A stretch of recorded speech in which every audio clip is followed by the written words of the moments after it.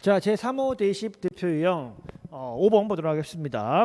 공소 제기 후 사실 공소 제기한 다음에는 이제 공판 절차에 들어가는 거니까 공판 과정에서 다투는 것이 바람직하기는 한데 뭐 경우에 따라서는 공소가 제기된 다음에도 급하거나 필요한 사항을 불러서 수사하는 게 원칙적으로 위법하지는 않습니다. 다만 부른 다음에 위법한 짓거리를 해서 문제가 되는 거고 공소 제기한 다음에 수사했다고 하여 그 자체가 나쁜 건 아니다.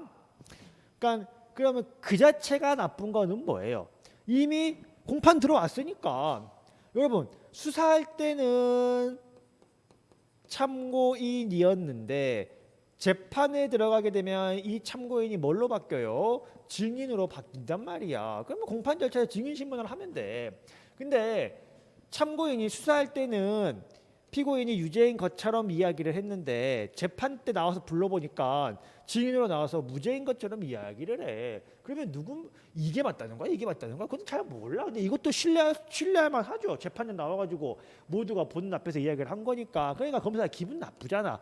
그러니까 다시 불러. 다시 공소 제기 후에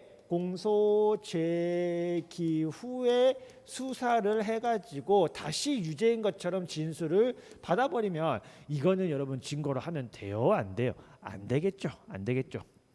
그래서 피고인이 동의를 하면 모를까 이런 식의 조서를 받은 다음에 증거 능력은 인정할 수 없다. 증거 능력이 없다라고 했으니까 맞는 사지가 되고요. 검사 또는 사경에 대한 피고에 대한 구속영장을 집행하는 경우에 필요한 때에는 이게 영장주의 예외죠. 영장주의 예외. 영장 없이 구속 현장에서 압수수색 검증을 할 수가 있다. 대신에 이 이후에 사전 영장주의 얘기는 하지만 집행을 마친 다음에 뭐 해야 돼요? 사후 영장은 꼭 청구를 해야죠.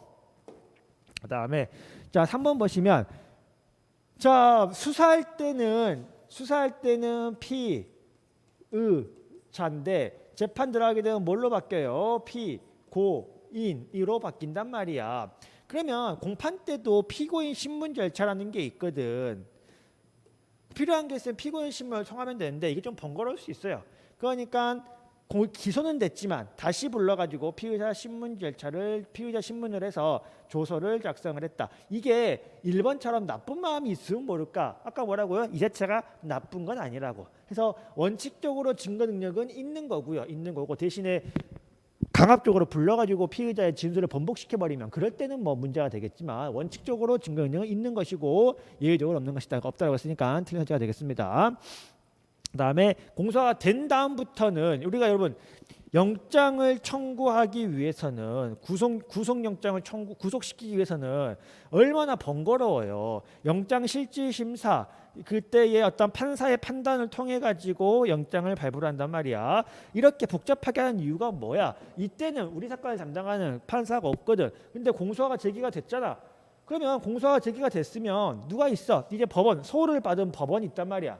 소를 받은 법원이 있기 때문에 이 수서법원이 판단을 하면 되는 것이다. 맞는 선지 적절하지 않는 거는 3번이 되겠습니다.